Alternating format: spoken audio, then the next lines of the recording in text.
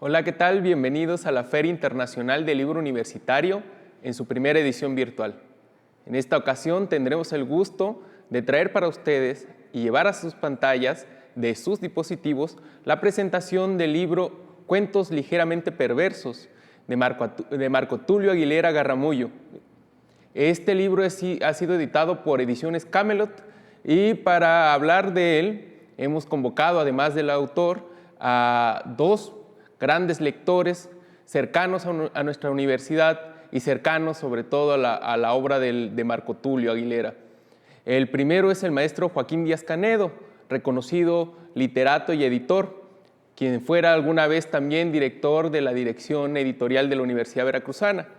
Y junto con él también hemos invitado para sumarse a esta conversación al doctor Raciel Martínez Gómez, director de Comunicación Universitaria de la Universidad Veracruzana y además querido y admirado colaborador de la revista La Palabra y el Hombre y de diversas publicaciones, casi siempre sobre temas de cinematografía, pero no ajeno al ambiente literario. Y también con nosotros tendremos pues al autor, a Marco Tulio Aguilera Garramuño, uno de nuestros más destacados escritores que tiene en la Universidad Veracruzana no solamente su espacio laboral, sino también su espacio de creación. A los tres les doy la bienvenida. Maestro Joaquín, bienvenido.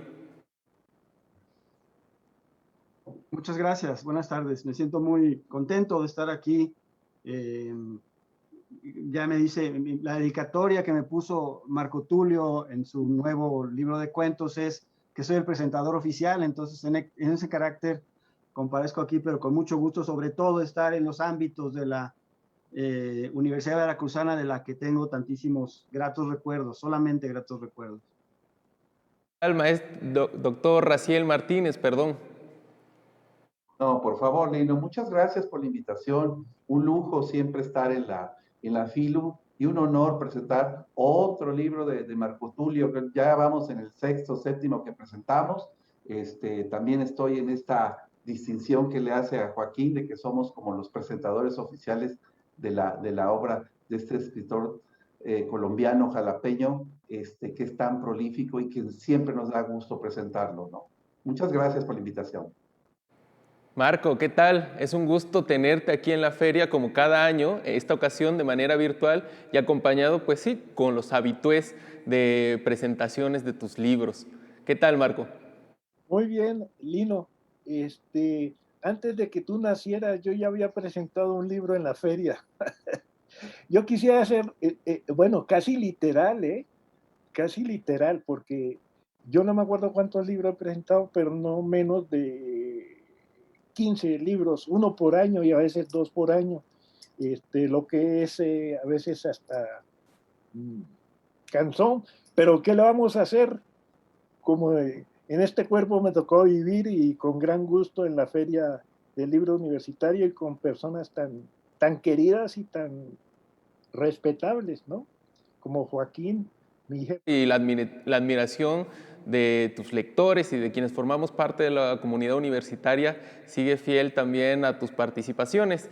Yo creo que el mérito no solamente es que presentes muchos libros desde hace muchos años, sino que los escribes desde hace muchísimos años, que se prolongan, yo creo, a tu tierna edad de 25 años, ¿no?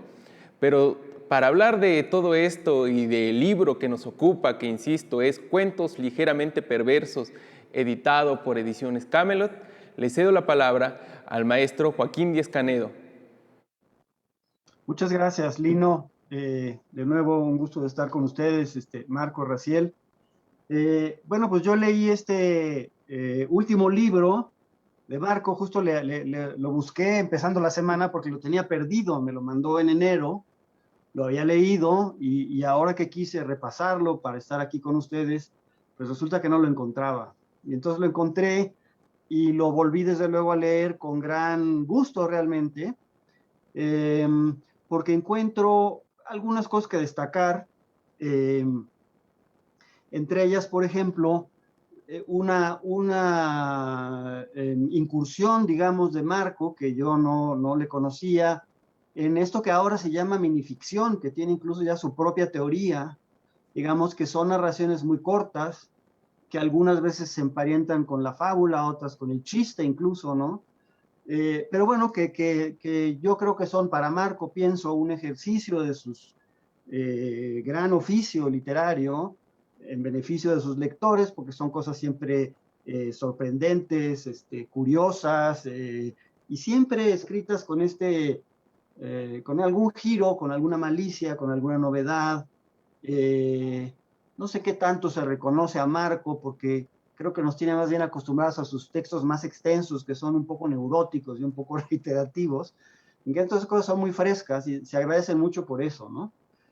Pero no solo son estas partes cortas, que son pues más o menos la mitad, no en páginas obviamente, pero sí en títulos, es decir, en el número de cuentos, un poco menos, sino que tiene también otros cuentos nuevos, más en una extensión pues más normal, digamos 5, 6, 7 páginas, todos muy agradables y que a mí de pronto me acordé leyéndolas, me situé, cuando pensaba, bueno, ¿qué me recuerda? ¿Qué me recuerda? De pronto me acordé, claro, digamos, de yo las asocio, y ahí Raciel, que es especialista en cine, estará de acuerdo conmigo, con las películas de Pasolini, sobre los cuentos de Canterbury, el de Camerón de Boccaccio, y Las Mil y Una Noches, porque son así un poco, es decir, no sé, creo que sí se juega a veces la cabeza Marco Tulio y tiene que contar cuentos para pasar de un día al día siguiente, consigo mismo probablemente, quizá en fin, no abundo mejor para no meterme en problemas ni meterlo a él, pero, pero es muy interesante y claro, ahora en esta pandemia, aunque el libro en realidad fue escrito antes, pues viene a cuento esta cuestión de estar encerrado leyendo cosas, como es el de Camerón, que tienen que ver pues con la vida sexual, ¿verdad? Que es ahora un escape, una visión gozosa, como lo es también en estos tres autores, algunos de ellos anónimos, o todos ellos anónimos, bueno, el de Boccaccio no, ni el Chaucer, ¿verdad? Pero sí Las Mil y Una Noches, que es un autor de autores. Entonces me interesa, me parece muy estimulante, muy atractivo esta especie este ejercicio de contar estas cosas, ¿no? Otra cosa bueno, por ejemplo, en los pequeños cuentos que quisiera destacar en el tema de la fábula, pues hay un cuento que podría ser parte de Movimiento Perpetuo, de aquel gran libro de Tito Monterroso, digamos, que era un autor que es cuentista, que es fabulista, es el microcuentista epónimo, digamos, ¿no? Por el insuperable, porque tiene aquel famoso cuento de las 7 palabras. Pero bueno, este cuento que se llama, aquí lo tengo, sobre la utilidad de las moscas, pues podría haber sido un cuento de Tito, de su libro Movimiento Perpetuo. Y otros cuentos que me llamaron la atención también, este cuento que tiene un título muy largo, un título un poco garciamarquiano, Sucedió en San Isidro, del general de la Quebrada de los Chanchos, que en realidad es un cuento que me recordó muchísimo los cuentos de Cuchilleros de Borges.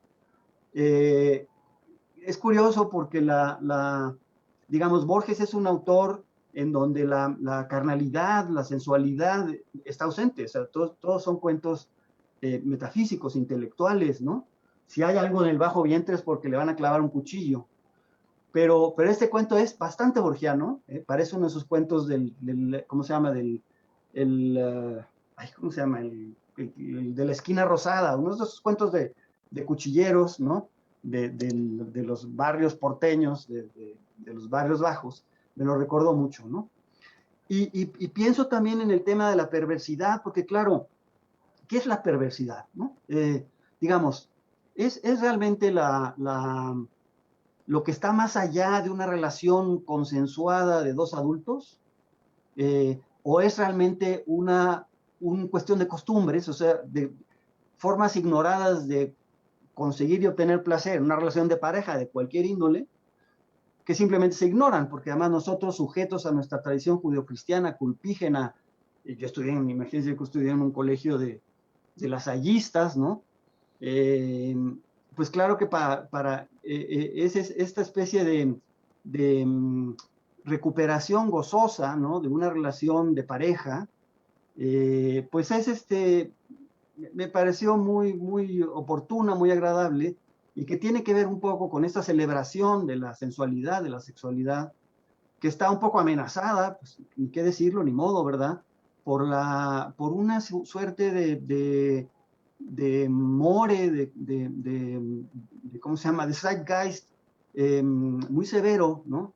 Muy severo, y que digo, ya hemos visto que veía un Twitter de Enrique Serna, que se quejaba de que en Sambos le habían censurado una novela, que no me acuerdo si se llama La sangre niesta o algo así. No sé qué tipo de temas toque, pero desde luego que es revelador, digamos, de un sentido pues moral nuevo, ¿verdad?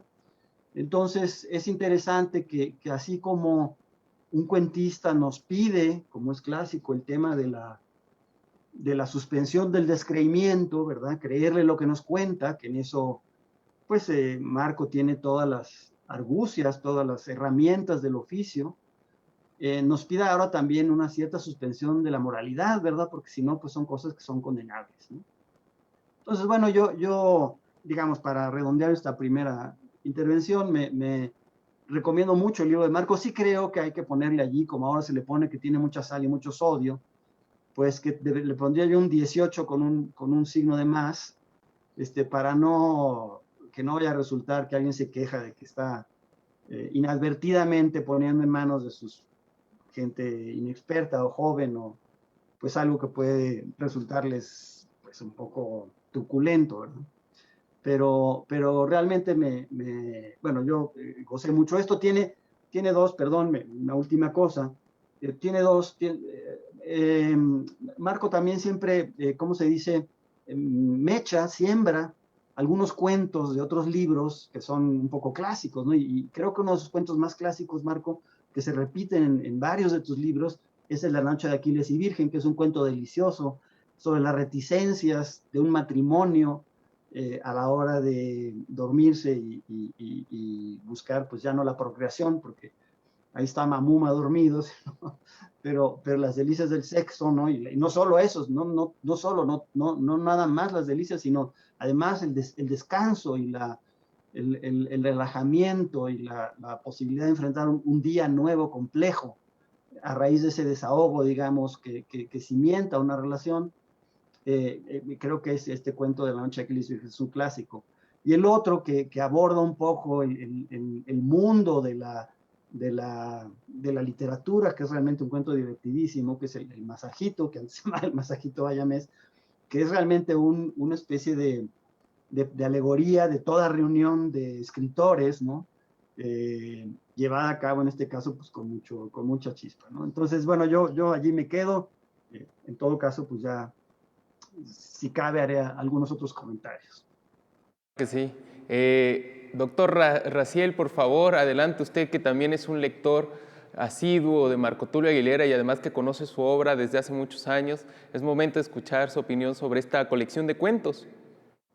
Gracias, Lino. Pues bueno, qué oportuno que haya iniciado Joaquín, porque es verdad, yo también encuentro no salto, sino este ejercicio literario público que tiene Marco Tulio entre la costumbre que nos tiene con sus novelas más neuróticas, por supuesto más largas, con ese aliento precisamente con un horizonte mucho más amplio que lo que serían los cuentos. Y esto no es el menoscabo de lo que estamos diciendo, al contrario, yo también encuentro mucha frescura en este material y encuentro mucho trabajo, como ahora voy a leer nada más una cuartillita y me reservo la otra cuartilla para la segunda parte, encuentro un oficio muy destilado en Marco Tulio y a veces siento que esta palabra de perversidad como que empaña o encubre o no deja ver el gran trabajo que el artesano que es Marco Tulio, porque no nos entrega jamás un maquinazo, son cuentos muy cerebrales, son muy inteligentes y muchas veces nos enseña en esta cortedad filosofía, mucha reflexión, es muy punzante en este sentido. Y también, obviamente, curioso, Joaquín y Marco Tulio, que sí encuentro esta línea cuchillera de Borges, ¿no? Yo cuando los empecé a leer, hay varios cuentos que podríamos haber puesto cualquier milonga y hubiera sido como muy sabroso tener como un recorrido visual y sonoro de los cuentos perversos con esta tradición pampera, ¿no? Bueno, diré que el escritor colombiano, Marco Tulio Aguilera Garramuño, otra vez muestra su oficio destilado en cuentos ligeramente perversos. Aunque podría parecer que la reunión de textos busca siempre la paradoja y las contradicciones conservadoras, los cuentos ofrecen varios registros que disipan la idea de leer una pedagogía de la perversidad. Algunas piezas resultan llanas y crueles, por supuesto, y unas con mediano aliento basta para exhibir miserias sociales y por supuesto también eróticas, de las que Marco Tulio examina con acucioso detalle en toda su obra. Sin embargo, distante de la carne, también Aguilera enseña su lado de reflexión filosófica y erudita. No están tan fáciles los cuentos, que exigen más de una referencia a la mitología o al Fausto de Goethe, como la manzana de Adán, con la etaira insuperable Lilith, amante de los dioses más lascivos. En medio de esta aparente ligereza hay que insistir que no aspira a lo etéreo o críptico, está la inteligencia del escritor que más que sacar un procaz martillo, ocupa un bisturí y desliza críticas que bordan el cuerpo, para eso lo acusan de falócrata, pero también las pasiones y vicios de la condición humana, la arrogancia intelectual burlada en el Congreso de los 300 poetas, del cuento que ya citó Joaquín, El Masajito, que para mí es delirante, muy jocoso. Al igual que en su antología Cuentos para antes, después y en lugar de hacer el amor, Garramuño constata que hace rato había cruzado la etapa de la truculencia, no obstante el histrión camorrista que él mismo, por cierto, se ha labrado. Y que con la pandemia, por supuesto, que ha matizado y que seguramente nos va a traer muchas sorpresas vía un violín. Ligeramente perversos, no requiere de fuegos fatuos para levantarle la falda a la moral provinciana, que siempre se la intenta levantar, por cierto. En pequeño cuento con muñeca inflable, avienta el ácido a su colega para acabar pronto. Incluso en estos cuentos, su Jalapa, la ciudad que es el centro de la mofa del Garra, no es objeto mayoritario de este libro, sino más bien se trata de textos tendientes a invertir figuras retóricas universales, entre las que destacan clásicos infantiles en versión adulta, como por ejemplo Caperucita Feroz y Cerdicienta, que también es espléndido, ambos cuentos perversos de cepa.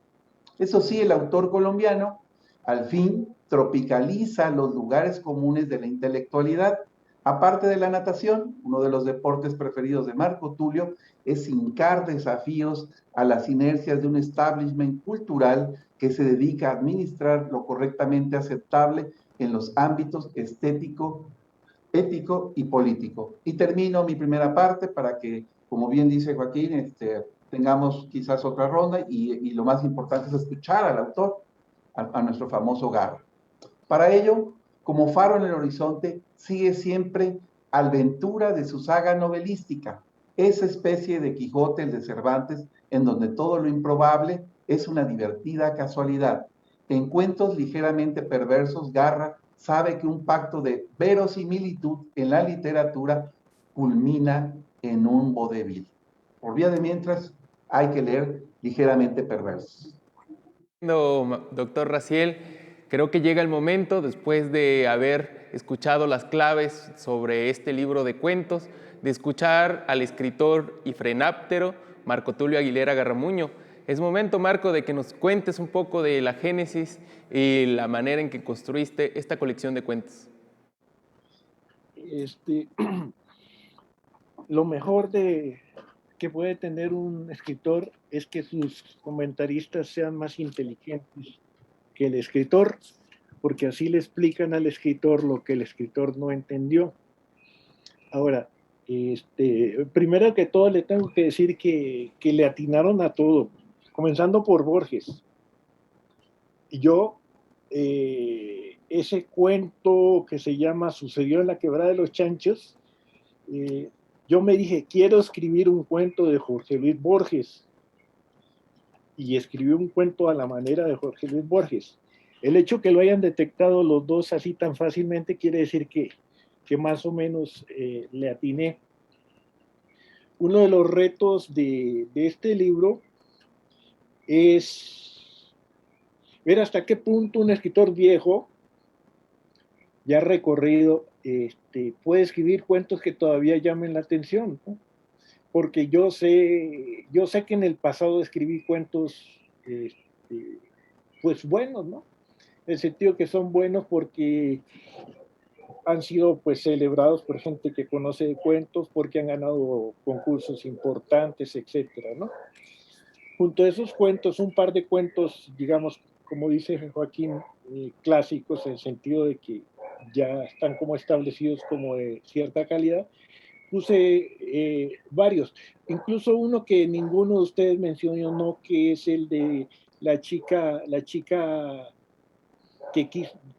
la que querían violar y que no pudieron. Yo creí que ese cuento quizás les iba a llamar más la atención porque es un cuento con cierta tensión, un cuento incluso muy feminista porque la mujer termina ganándole al violador, pero veo que no le llamó mucha la atención. De todos modos, yo tengo que decir que me da mucho gusto que dos lectores tan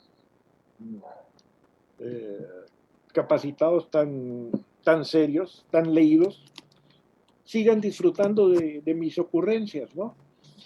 Porque no es remoto el asunto de que los viejos comiencen a chochear y a escribir tonterías que quieren hacer pasar por buena literatura. Entonces, esa era la apuesta de que, pues, que todavía funcionaba alguna parte de mi imaginación. Tengo que hacer una confesión absolutamente irresponsable, y es el hecho de que este libro lo escribí en media hora. Y les voy a explicar por qué. El editor de Camelot América, que es una editorial española de la cual yo prefiero no hablar mucho para no pelear, me dijo que quería un libro de cuentos. Entonces yo no tenía un libro de cuentos original, sino que tenía cuentos por aquí y por allá en el disco duro. Entonces comencé a jalar este de aquí, junté todo eso. En el curso de media hora o una hora lo subí, lo puse el índice y listo, ¿no? Entonces no es un libro planeado largamente, sino un libro como de ocurrencia. Sin embargo, cada cuento que yo jalé es un cuento que me pareció que valía la pena, ¿no? Y creo que algunos valen más la pena que otros. Por ejemplo, el de la mosca, sobre la utilidad de las moscas, a mí me parece divertido. El cuento de la muñeca inflable es un cuento de un famoso escritor local que tenía un hijo obsesionado por una muñeca inflable hasta que consiguió una mujer real y se casó con ella y decidió inflar a la muñeca y dejarla en la sala, y desde entonces fueron felices él, su esposa y la muñeca. Ese cuento parece un chiste, ¿no? Y bueno, este libro, a ver, ¿dónde está? Me gusta que les haya gustado a ustedes dos en esos términos impresionistas que son la etapa previa de cualquier crítica. Al escritor le gusta que le digan que sus libros gustan.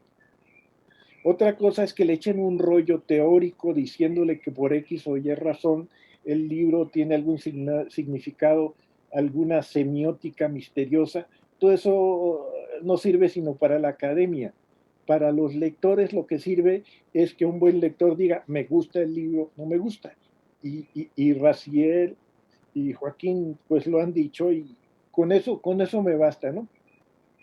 Más que largos ensayos. Yo preferiría que hablaran más Joaquín y Raciel sobre este tema. ¿Qué parece? Sí, me parece perfecto. Justo creo que es momento de darles paso a de que conversen libremente o debatan un poco en torno a este libro. Para empezar, yo quisiera rescatar cosas fundamentales que han dicho dos de tus lectores, Marco.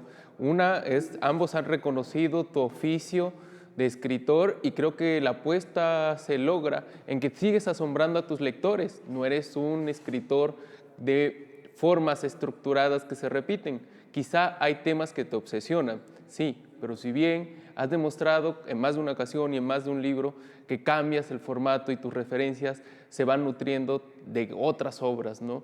Y también retomo algo que acabas de decir en torno a que un escritor busca ser gustado.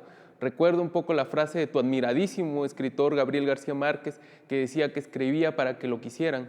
Creo que ese también es tu caso, Marcos. Entonces abro la conversación para que el maestro Joaquín Díaz Canedo y el doctor Raciel Martínez Gómez hablen un poco más sobre cuentos ligeramente perversos. Bueno, digo, claro que Marco siempre se especializa en, digamos, dejarlo a uno un poco colgado de la brocha o en el aire, porque claro, dice, no, pues en realidad ustedes que han analizado este libro como si hubiera sido producto de un gran esfuerzo, lo hice en media hora, con cuentos que tenía por allí guardados, ¿no?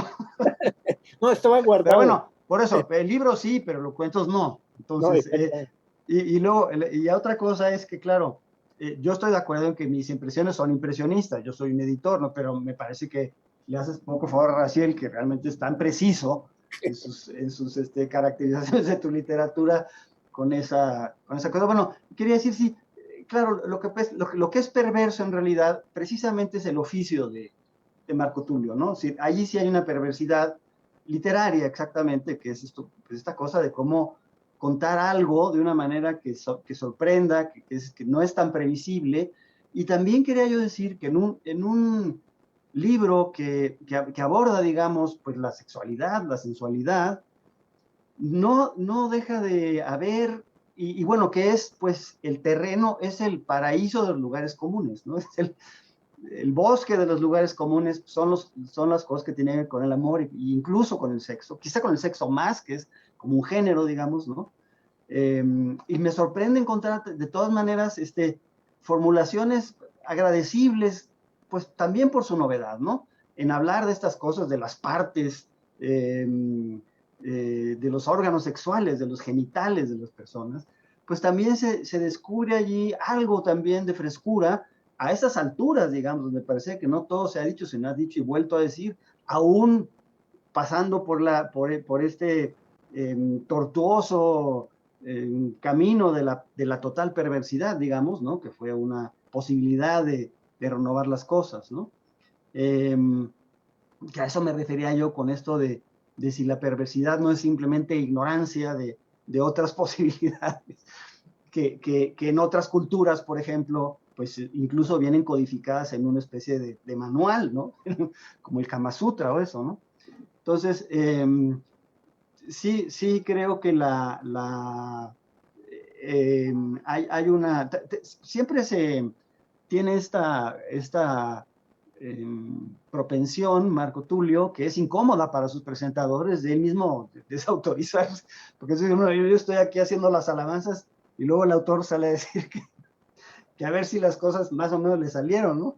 Pero bueno, pues ya estamos acostumbrados, querido Marco, y bueno, pues de todas maneras los cuentos, a pesar tuyo, pues ahí están impresos y se leen, creo, más como nosotros leemos que con esta especie de preocupación que tienes tú a su respecto. Dio la palabra. Yo veo que ustedes no mencionan un cuento y ningún crítico lo ha mencionado. Y yo les pregunto a ustedes por qué. Y es el cuento más fuerte del libro. ¿Que es demasiado fuerte para que lo mencionen o demasiado malo el libro? El cuento de Chaza Rey. ¿Se acuerdan? Sí, claro. Bueno, no sé, yo lo que diría es, digamos, es un cuento también sobre las relaciones de poder dentro del sexo, digamos, en realidad parecería una descripción de un video porno. Exactamente. Está muy bien hecha, ¿no? Es decir, lo sustituye perfectamente, es totalmente visual, ¿no? Y sin embargo, ahí sí hay esta intención de estas cosas que pueden ser humillantes, digamos, ¿no? Para la mujer, que es el problema en general de la pornografía es eso.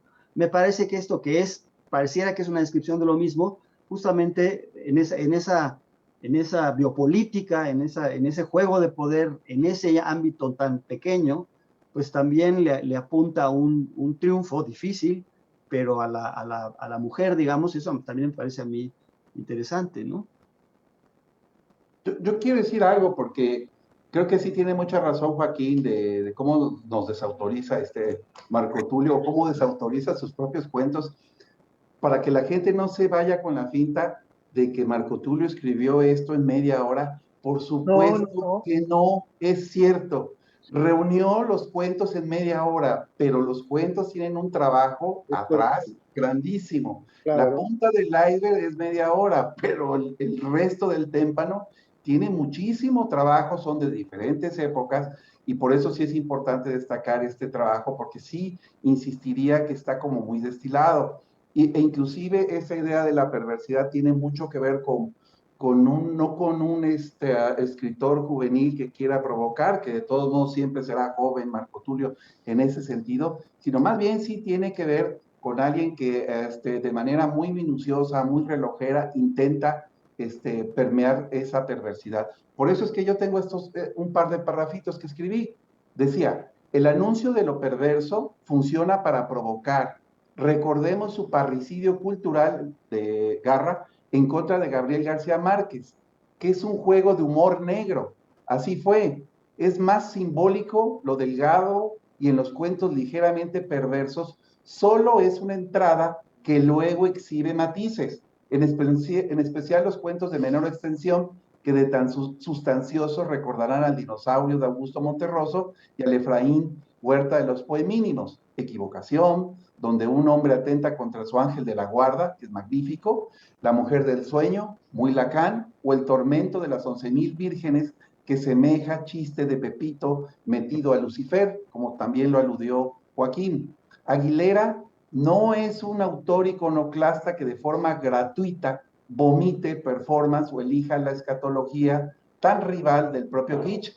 No lo es al revisar su novela Formas de Luz, el libro más acicalado del frenáptero, donde el personaje se muestra en un estadio a cual más vulnerable, rindiéndose ante el pozo más profundo de la melancolía, acompañado de William Styron. Entonces, no hay más detrás del personaje que es impostación. La madurez de los cuentos lo evidencia, no alardea con giros bruscos para provocar efectos morales entre los lectores.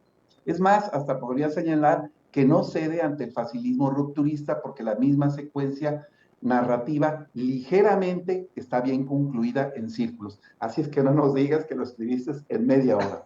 No, no lo escribí en media hora, no, no, no, para nada. Eso tiene décadas. La media hora fue de buscar en el disco duro y juntarlo, o quizás fue más tiempo, pero sí, sí fue improvisada el armado del libro, pero yo sabía que los que escogían tenían cierta calidad y todos tienen muchísimo trabajo. Incluso el que dicen que es de Borges, duré muchos años trabajándolo y efectivamente pensé en Borges, en los clásicos de Borges donde se cuenta con toda claridad, sin alambicamientos, sino con hechos, circunstancias de la vida. Circunstancias elementales, pero contadas no con ligereza ni con localismo, sino con cierta esencialidad de las situaciones, que eso es lo que hace que los libros de los cuentos de Borges sean grandes cuentos, que tocan lo esencial de una circunstancia vital. Eso fue lo que yo busqué. Con respecto a ese cuento, el cuento donde efectivamente yo conté una película pornográfica, mi intención de ese cuento era analizar a una actriz a la actriz pornográfica más famosa que hay en la actualidad, se llama Sasha Grey.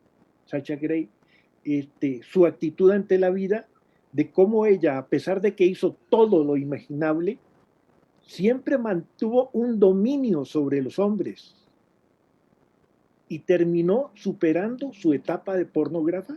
Y ahora es una mujer que le lee cuentos a niños en las escuelas, que es una influencer que ha hecho películas serias, y ahora es una mujer que no se puede liberar de su pasado porno, pero que está cumpliendo cumplió con un ciclo, lo superó, y en sus películas se ve que ella siempre era la dominante, no fue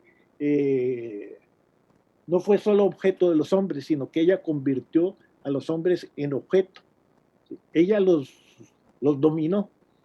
Entonces, la apuesta de este cuento es una apuesta muy, muy grande. ¿Quién de los escritores serios,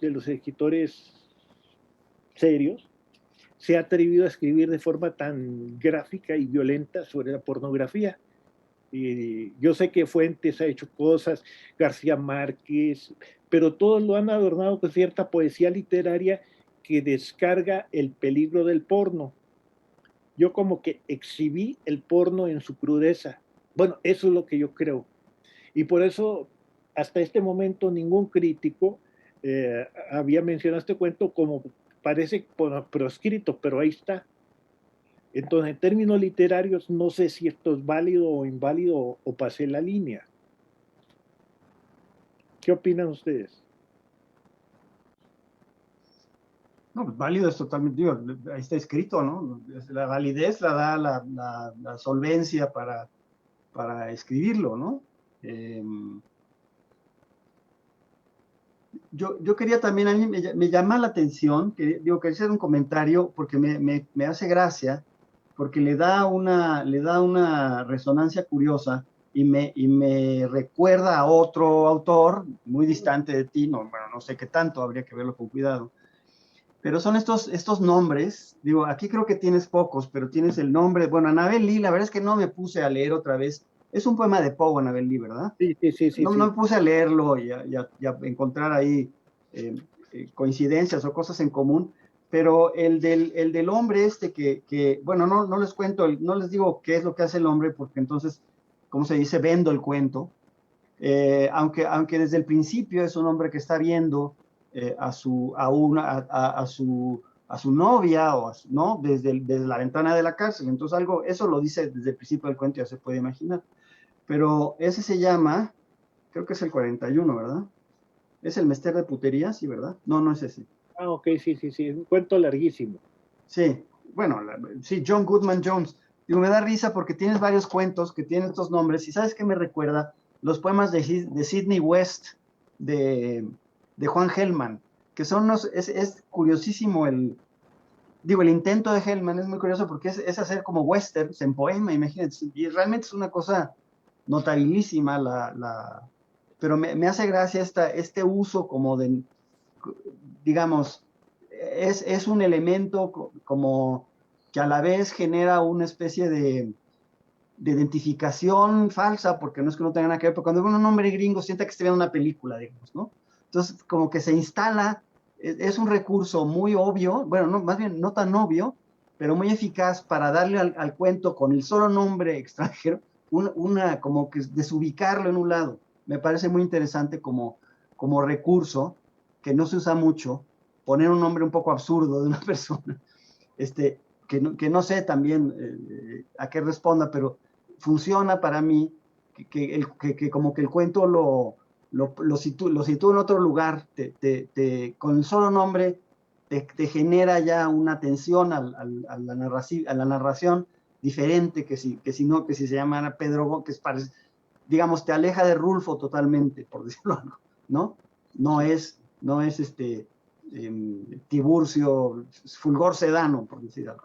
Entonces me hizo gracia y me recordó, te digo, los poemas de Sidney West, donde también creo que es un juego el de Hellman con el western como un pretexto poético que parecería algo imposible, digamos, ¿no?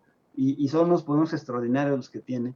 y todos son nombres pues, de gatilleros, ficticios o reales, no lo sé, de esas épocas, ¿no? Entonces eso también digamos, me hace gracia porque tienes otros cuentos anteriores que no están en este libro, que tienes un nombre pues, extranjero, y me da la impresión que eso tiene un efecto, es un recurso narrativo que explotas continuo, pues, ¿no? Yo quiero decir algo con respecto a eso. Sidney West, los poemas de Juan Gelman sí los he leído. Sí. Incluso hay un cuento mío escrito con líneas de Sidney West Fíjate. y de Juan Gelman. No me acuerdo cómo se llama. Uh-huh. Pero este cuento que tú mencionas es el cuento de un asesino famoso. Ahora, este cuento no me lo inventé yo. Uh-huh. Cuento es resultado de unas cartas que me mandaron desde Miami una persona que conoció al más famoso asesino de Estados Unidos. En este momento no me acuerdo cómo se llama. Un asesino que recorrió muchos lugares y en todos los sitios asesinaba gente. Uh-huh. De un cuento largo. Y sí, ese cuento es como de Tarantino, ¿no? Sí, como para Tarantino. Ese sería ideal porque los asesinatos de este hombre eran atroces. Su técnica era llegar a un pueblo, seducir a todo el pueblo con su encanto, enamorar a las inmigrantes y luego asesinar a una a martillazos en la cabeza y desaparecer con todas sus propiedades. Iba a otro pueblo y hacía lo mismo hasta que lo agarraron. Esta es una historia real y este no es un cuento clásico mío, sino un cuento como de terror o de misterio y toda esa cosa, ¿no? Yo quiero decir algo, Marco Tulio, con relación a lo que mencionas de la pornografía, porque sí es interesante tu apuesta, porque me parece que vas a contracorriente de lo que actualmente se está escribiendo, reflexionando. Y por eso yo escribí también 2 parrafitos, y sí creo que viene a cuento. Dice, en las 2 últimas décadas se desató un fenómeno de hiperviolencia que ha dejado al cuerpo en el peor de los niveles de cosificación.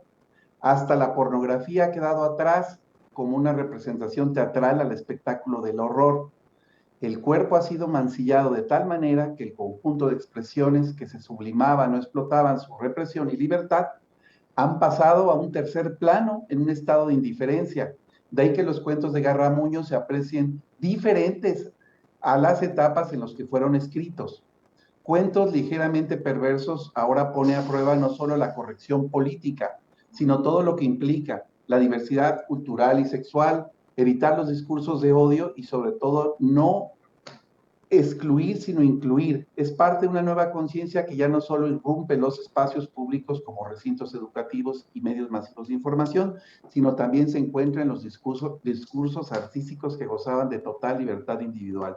Por eso yo creo que tiene, e insistías en este valor contextual que tiene este cuento de la actriz pornográfica. Sí. ¿Alguna pregunta, Lino? Pues Marco, yo creo que solamente repetir alguna que te he hecho en alguna ocasión, que es sobre tu apuesta por el género del erotismo, más cuando en México parece que vamos hacia atrás en torno a este tema, sobre todo porque ya no hay ni colecciones dedicadas a la literatura erótica. Me parece también interesante rescatar lo que menciona el doctor Raziel, pues en esta época de cancelaciones, de denuncias en torno a la sexualización o cosificación de los cuerpos femeninos, me parece bastante interesante y arriesgado tú siempre caminar en las fronteras de la cancelación, lo diría casi así, por tu apuesta por el género erótico, que además, insisto, es muy valiente. Creo que pocos, como dice el doctor Raziel, de los escritores contemporáneos están arriesgando a tocar un tema tan delicado como es el erotismo desde la mirada masculina. Sí, mira, yo pienso de que si uno va a escribir lo que todo el mundo ha escrito, mejor sería no escribir, ¿no? Y por eso cada texto que uno escribe tiene que ser una apuesta y una ruptura. De otra forma no tiene sentido escribir. Y por eso, bueno, yo quisiera que todo lo que yo escribo creara una ruptura. Y crear una ruptura implica poner en peligro alguna estructura ideológica, para decirlo un poco así medio teóricamente. Cada texto que uno escribe tiene que romper algo. De otra forma, no tiene sentido. No me acuerdo, creo que Kafka decía que algo así, ustedes se van a acordar una frase de él, que si el texto es una cachetada en el rostro del lector, no es nada. Algo así decía, no es esa la frase. Pero sí, hay que plantarse la posibilidad de seguir rompiendo algo, porque pues vinimos a transformar, no a reproducir, ¿no? La vieja frase, creo que de Marx, ¿no? Y es vigente. Y yo quisiera que siguiera vigente a lo largo de toda mi vida como escritor, y que para maleplácito de algunos que quisieran que ya no ocupara más espacio en los libros, tengo cuerda para ratísimo. Ya tengo 2 libros terminados, tengo mis memorias indiscretas, que ya la han leído algunas personas, partes. Tengo la última novela de las series, que se llama Sin máscara frente al espejo. Ya el título lo hice todo. Ya sale mi próximo libro de cuentos, Kraken, cuentos para niños inteligentes. Terminó una novela que se llama Ladrillo, de la cual no les voy a decir nada. Pero me encanta que se llame Ladrillo. ¿A quién se le ocurre ponerle ladrillo a una novela? Pero pues, en fin. Y tengo otra que se llama El lado oscuro de la memoria. Está terminada, me falta revisarla. Ahora mi problema es que las editoriales ya no quieren libros. Ya es muy difícil publicar, dificilísimo, espantoso. Yo ya tengo editoriales que me publican, quizás una en Berlín que se llama Ilíada, y otra en España que se llama Camelot, pero son editoriales que ojalá no me haga de exterior, no espero nada de ellas. Discúlpeme, señor de Camelot. Y bueno, de Ilíada, pues están los libros publicados, pero no espero ni ganar dinero ni nada de eso. Y ahorita lo máximo que espero de los libros es que salgan publicados y que los lean Raciel y Joaquín y los comenten, y después pasar otro. Perfecto, pues justo estamos ya casi por cerrar esta conversación. Le pido unas últimas frases al maestro Joaquín Díaz Canedo y al doctor Raciel Martínez Gómez, pues para incentivar a la lectura de esta colección de cuentos, Cuentos ligeramente perversos, de Marco Tulio Aguilera Garramuño. Maestro Joaquín. Bueno, pues ni siquiera intento como un resumen. Yo insisto en que es un libro grato de leer, diverso, provocador, provocativo, para un lector experimentado, pues gozará, digamos, de advertir el oficio que hay en los cuentos. Para uno menos, pues tiene muchas anécdotas. Sí creo que es un libro para un lector adulto, porque puede ser algunas cosas un poco difíciles, digamos, ¿no? Pero pues yo sí quiero hacer una invitación a leer esta muestra de cuentos que por un lado, que retrata bien el perfil, digamos, literario de Marco Tulio, ¿no? Y me parece que no será digamos que será una experiencia grata, que quizás los acerque a otros libros de este autor colombiano-mexicano, que tiene ya tanto tiempo viviendo entre nosotros. Doctor Raciel. Bueno, pues igualmente como Joaquín, recomendar la lectura de estos cuentos de Marco Tulio. Siempre nos enseña pues este oficio que tiene para la escritura. Pensar que en estos cuentos van a encontrar ligereza, pero no es liviandad. Van a encontrar mucha profundidad, van a encontrar una perversidad, pero que no es barata, que no es pornografía. Van a encontrar más filosofía, van a encontrar más reflexión. Yo diría que vamos a encontrar más bien como unos juegos mentales que te van a hacer reflexionar. Que la gente no le tenga miedo a entrarle a este tipo de libros. No van a leer a un viejo sucio, sino van a leer a alguien que tiene una capacidad literaria, es un gran lector y es un gran escritor. Que lo lea a todo el mundo, por favor. Pues muchas gracias, ha sido un gusto de verdad tener la oportunidad de escucharlos hablar sobre el nuevo libro de Marco Tulio Aguilera Garramuño y haber escuchado también a Marco contradecir un poco a sus grandes lectores, que son el maestro Joaquín Díaz Canedo y el doctor Raciel Martínez Gómez. Si ustedes están interesados en leer este libro y algunos más de Marco Tulio, les recuerdo que en la Universidad Veracruzana tenemos una gran cantidad de material, de novelas, de cuentos, editados, como he dicho antes, por el sello de nuestra universidad y escritos por Marco. Finalmente, me gustaría recordarles que tenemos venta de libros en línea en la página filu.b.mx. Y si desean volver a ver esta presentación y compartirla, pueden entrar al canal de YouTube a través de Filu Virtual. Allí encontrarán esta actividad, como he dicho antes, y muchas otras. Muchas gracias por conectarse con nosotros. Sigan el programa de la Filu en nuestras redes sociales. Hasta luego.